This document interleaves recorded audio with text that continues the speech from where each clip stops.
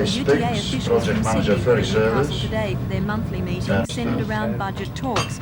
But the $10 million I suppose ferry it's still contract was the raised. same law. The idea of that one. 5 twin-hulled ferries for Sydney's inner harbour, and UTA officials are keen to give all of the ferries to the one shipbuilder.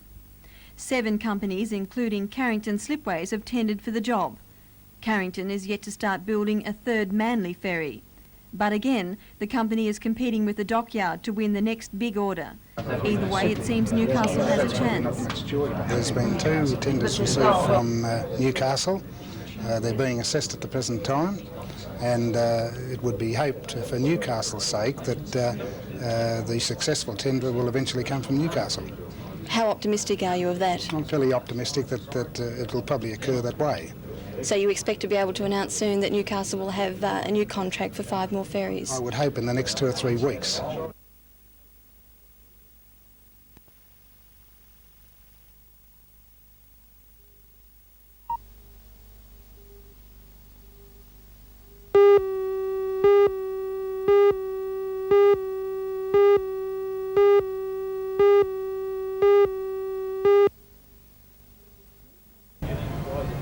There is still some difference of opinion over whether or not the landslide in Astor Street, Adamstown Heights, has stopped.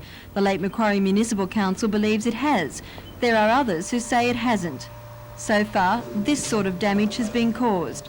The owners of this house are involved in a wrangle with the council over compensation. The council has agreed to acquire the site, but no settlement has been reached. It has also allocated $20,000 for excavation work to arrest the immediate danger to this adjoining house, owned by Mr. Torres, who, after raising a strong protest, has now resigned himself to what the council is doing to save his home. I think they're doing as much as they can. It's a very difficult problem because the earth is still moving, and so by taking away the earth between the 2 properties, it firstly resolves my problem because the earth's slipping onto my side wall, and the house next door, which is still moving, it relieves the pressure on that. So I think they're doing as much as they can. Meanwhile, the council is trying to decide what measures can be taken to secure the hill situated below Madison Drive once and for all. They do believe it can be done properly over a certain period of time, if there's a groundswell.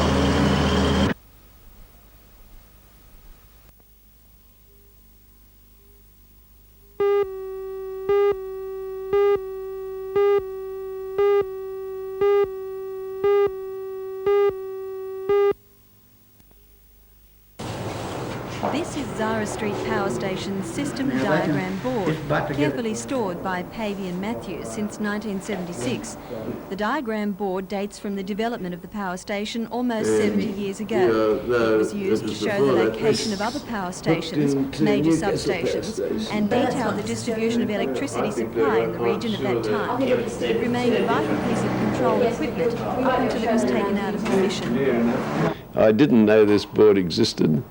And from it we can get a picture of the whole development of electricity supply in the Hunter Valley from 1915 up to 1969. And the way that distribution grew throughout the valley? Yes, yes. In 1976, at the invitation of the Electricity Commission, the Shortland County Council removed the historic piece of equipment. Soon after, the power station was demolished, but this part of its nerve centre has remained intact. Now it's in need of a new home because Pavey and Matthews is winding down after 26 years in Newcastle. Today the County Council reaffirmed its commitment to save the industry relic and put it on public display. But where? The search has begun.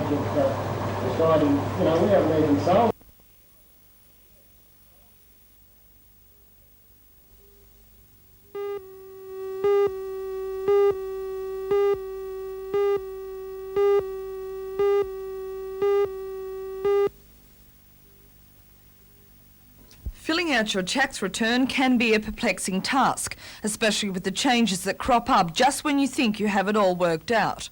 But don't despair, there is help at hand, as the Regional Manager of the Tax Office, Mr Greg Jessen, explains. Taxpayers should read the instructions that are provided carefully. This year, a lot of taxpayers will be entitled to refunds, and for that reason, The instructions that are provided are very detailed. If they have any problems after reading those instructions, they should then make inquiries. What about the pensioners and the first homeowners? The pensioners for the first time are entitled to a pensioner rebate. The rebate is a maximum of $167. A pensioner can earn up to a total income of $5,007 before they're required to lodge a taxation return. For every dollar in excess of $5,007, the pensioner rebate is reduced by 12.5 cents in the dollar. Homeowners, for the first time, are entitled to a rebate on the interest payments they are making. There are two schemes in operation this year.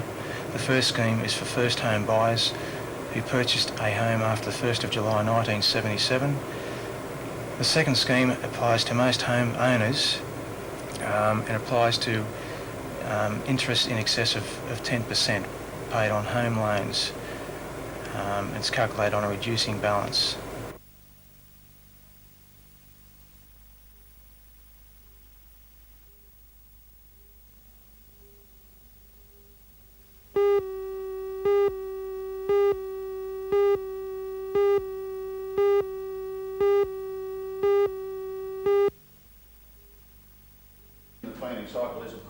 Today, CES officers taking part in Task Force 5000 underwent a special course to equip them for the job search.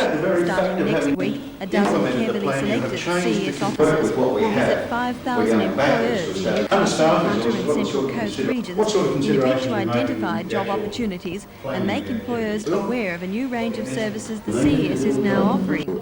Spokesman Mr Alan Baguana explains. One is a post which is part-time and casual employment. Part of the task force job will be to discuss this with employees and endeavour to get employers to offer part-time and casual employment to us.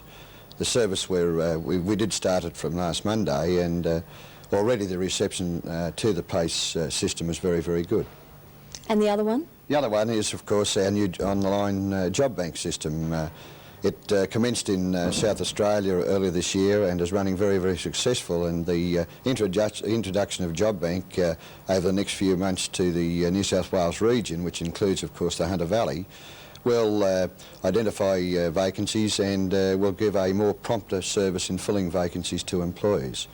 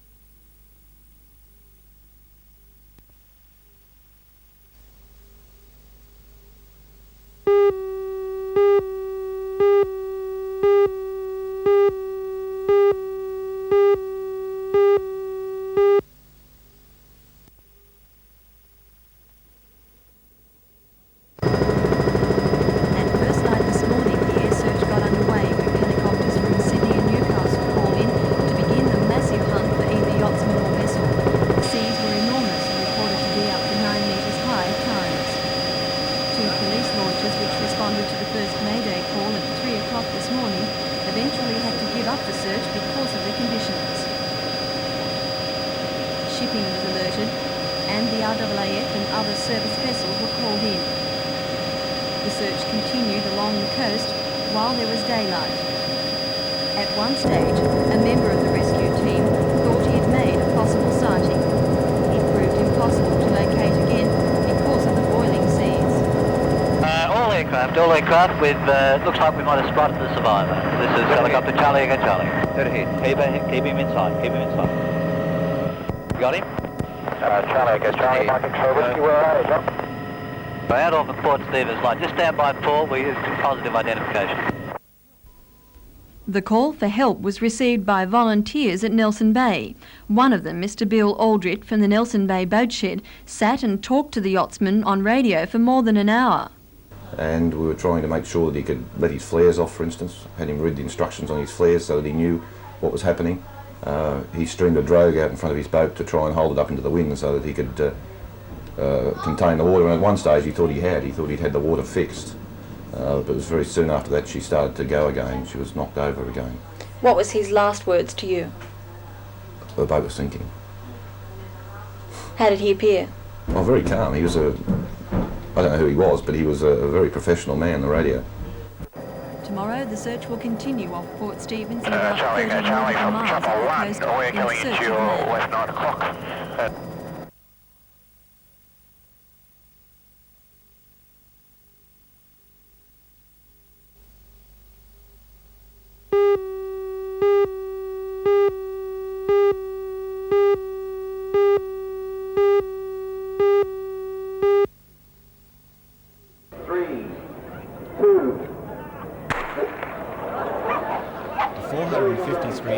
Darted away from the line at Meriwether Street Wharf, but they started their 8.5-kilometre run around the harbour and beaches.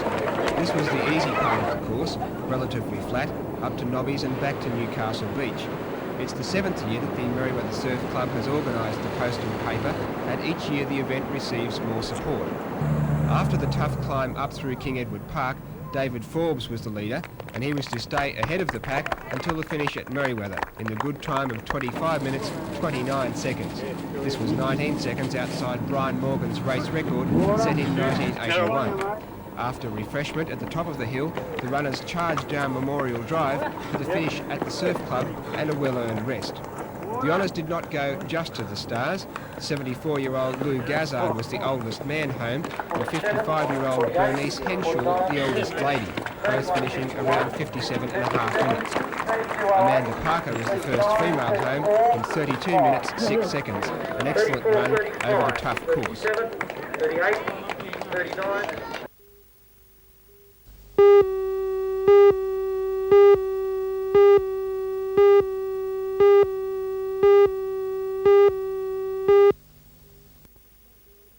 What's happened since then? What have you been doing?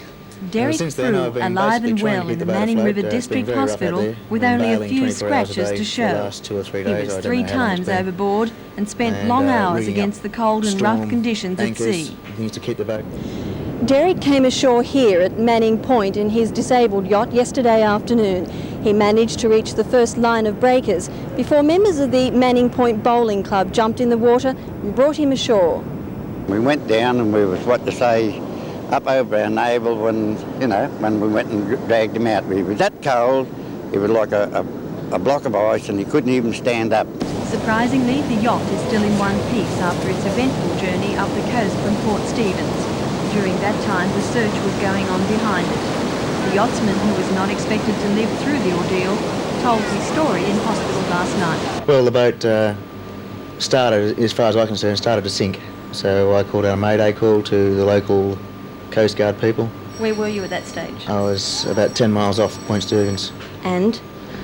And the water police at Nelson Bay, I think it is, started organising themselves to come out and find me, and before they got out there I had a second capsize which wiped out all my electrical equipment in the boat, so I couldn't talk to anybody. And what were you able to do then? You were still in the cabin? At that stage, no, I was thrown into the water. I was attached to the boat by my lifeline. I pulled myself back on board and acted naturally and started bailing. So what's happened since then? What have you been doing? Since then I've been basically trying to keep the boat afloat. It's been very rough out there. I've been bailing 24 hours a day for the last 2 or 3 days. I don't know how long it's been. And rigging up storm anchors, things to keep the boat pointing basically in a safe direction. What was the worst period? After the first capsize, when I looked back into the boat and it was full of water, I thought she's going to go. You were very worried. I was worried for the boat. I was quite happy. I had 2 life jackets on and I had a man overboard float. Did you ever feel that perhaps you wouldn't ever see land again, get ashore? I was worried that no one would find me, yes. And after such an ordeal at sea, how does this yachtsman feel about the life on board? Will you ever be going out in the water again? I'll be back there as soon as I can.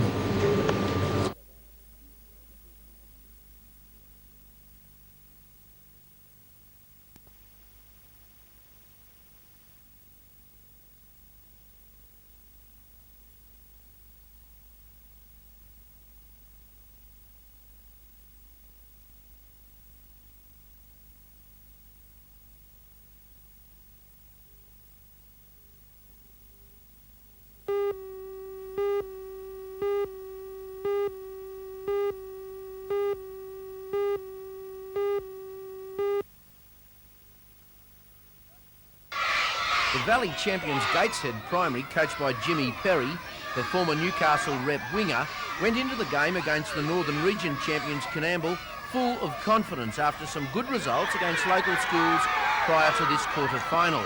But it was not to be, although they went close. Gateshead in the blue led 4-0, conceded that lead to be 4-all at half-time. Gateshead led again, only to be forced into a draw minutes before the end. Phil Christensen scored both Gateshead tries. Coonamble, a side that includes some of the state's top swimmers, lasted too long to finish 12-8 in front and go into the semi-finals against the Sydney side.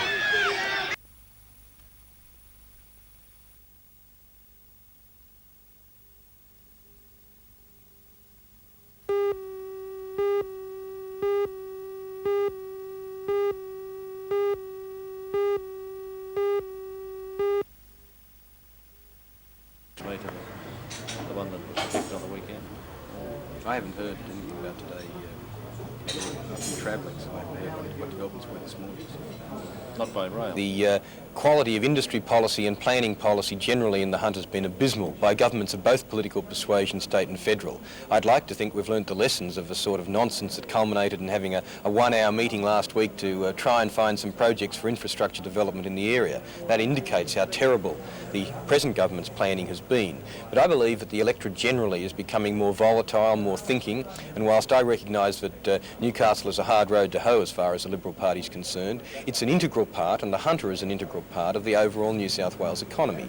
Now I believe if the Liberal Party is serious, as I certainly am, about being an alternative, a credible alternative government, we've got to have a regional policy, both economic and social, for the Hunter, which fits into the overall plans for the state, and that's certainly what we're working on. On another matter, you said last night the state government ought to sell its 20% interest in the Kooragang coal loader. Why? The Liberal Party has a very clear philosophical position that says that unless there is a redeeming public virtue, in other words, unless society gets a benefit from government ownership of assets, the government should not own them.